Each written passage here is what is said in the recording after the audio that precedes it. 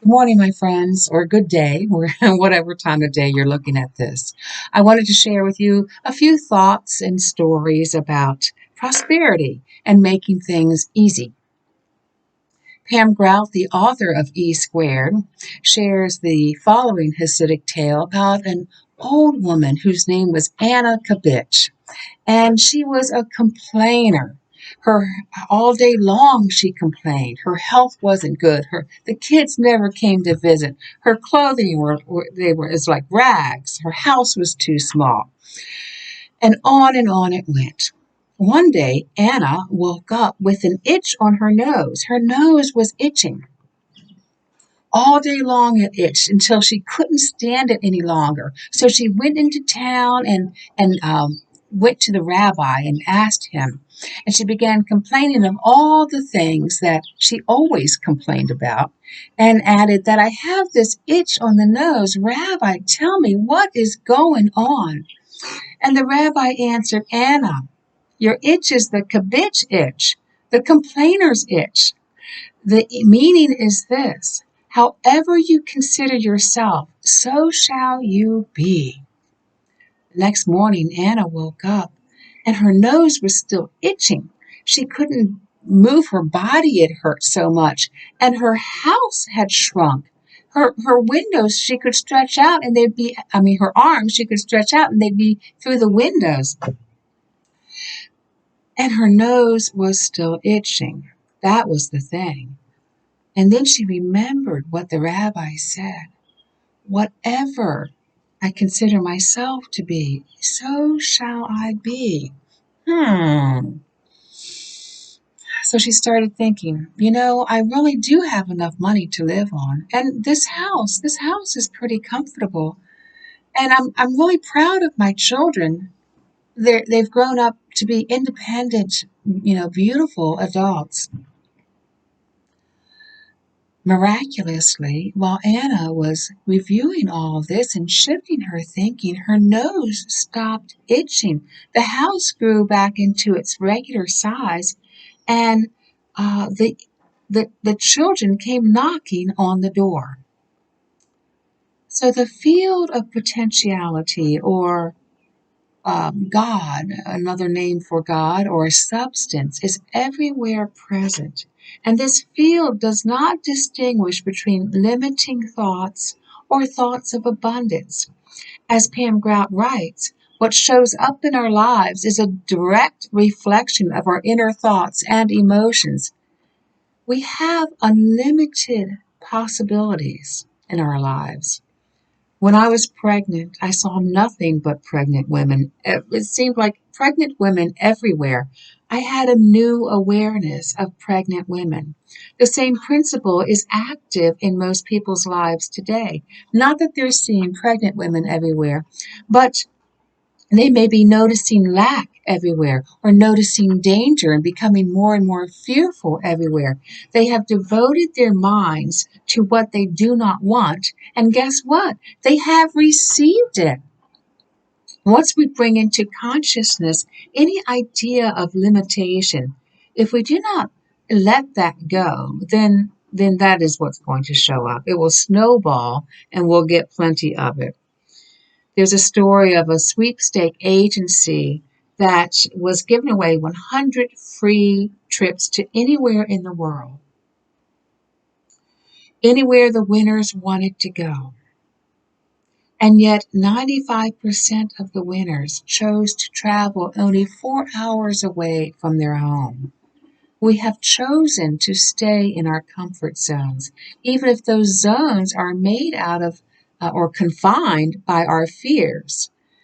Yet we have this field of potentiality. Think about that. We don't have to settle for a life of limitation, of fear. A Course in Miracles states, once you develop a thought system of any kind, you live by it and teach it. We teach it through our lives, right? Once we believe in lack, that is what we live by.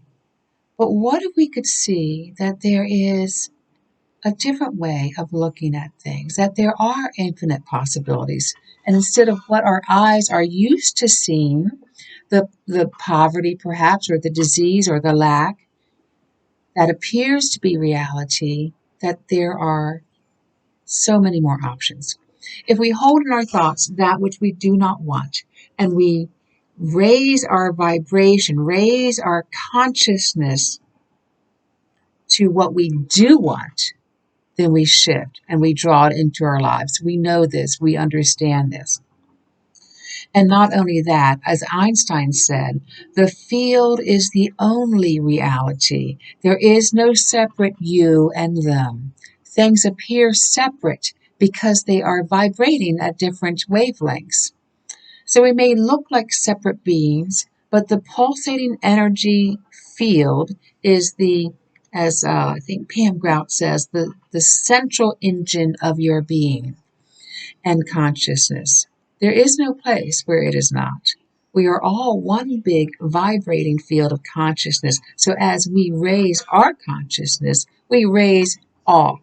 We're one with that never-ending, infinite source of abundance.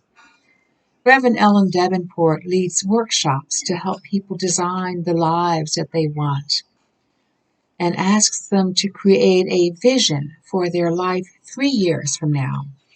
And then they move into feeling and pretending as if the vision had come true, that it was 3 years in the future. Everything that they're wanting has happened, and that they are living the life that they dreamed. They talk about it in detail and really begin to embody it. And once they've kind of ensconced this vision, feeling its vibration as if it were so, she asks them a question. What do you wish you'd known 3 years ago that you know now? Now that the dream that you've held has come true. Go ahead and do this for yourself.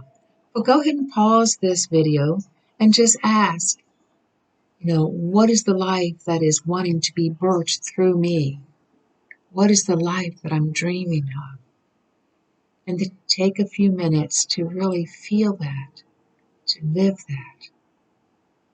And then ask yourself, what is it that I wish I had known before this life came about? Most people would answer, I wish I'd known how easy it would be. That's it. I wish I'd known how easy it would be. The lives that we long for are available to us, whether we seek dramatic changes or just a tweak in our current life. You don't have to create a long, detailed vision for your life to make this small shift in your thinking. Whether you're dreading something today, a work meeting or a visit with relatives, driving in the rush hour, ask yourself, what if it's easy and fun instead? Many of us live on that frequency of struggle, as if it were a radio station that we tune into. And we only have that one radio station, struggle, struggle, struggle. But Davenport states you can change that channel to easy by shifting your expectations.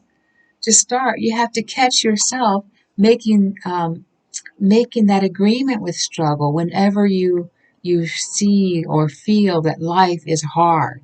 Many of us were raised that way, and it comes out in different ways. I can't afford that. That's a big one, right? Or the doctor said only half the people recover from this. How about the family's not going to like this? Or moving is such an ordeal. Or actually, you could fill in the blank with anything. Going back to school is such an ordeal. Going to the gym is such an ordeal. It's funny when you think about it. When we decide something is going to be difficult, we do it before anything has actually happened, before we've even started. So the fix is simple. The fix is to shift our thoughts to easy. Catch yourself. Catch yourself thinking difficult, struggle, limitation, fear, and shift that. A man once trained him to think when His wife was late coming home. She's probably at the party store planning a surprise for me. Or she's probably cashing in her winning lottery ticket. Don't you love that? I mean, why not? The things that we reflexively label bad or worrisome could just as easily turn out to be great. I understand that there may be things in your life that might never be considered fun right now, going through chemo, planning a memorial service, perhaps. So, in those cases, we can certainly affirm that all goes smoothly, that the experience is harmonious, healing, fulfilling, meaningful. Imagine the best possible outcome. This works all across our lives, not just for daily tasks. Some people might worry what God has in store for them and believe that spiritual lessons only come through pain and difficulty. I used to joke that whenever I had a lesson to prepare for Sunday, I got to live it the week before. And then I heard of someone, a minister, who affirmed all my lessons are easy and fun. Oh, she saw no reason to invite a cosmic 2x4 into her life. All my lessons are easy and fun. We can grow and learn in joy instead of difficulty. What if it were all easy and harmonious? What if we learn to think of molding the substance that is everywhere around us, every present that is ours to mold with our thoughts, our emotions, our vibration, into the desires of our heart? What if we thought of that as easy? Easy. Thank you, my friends.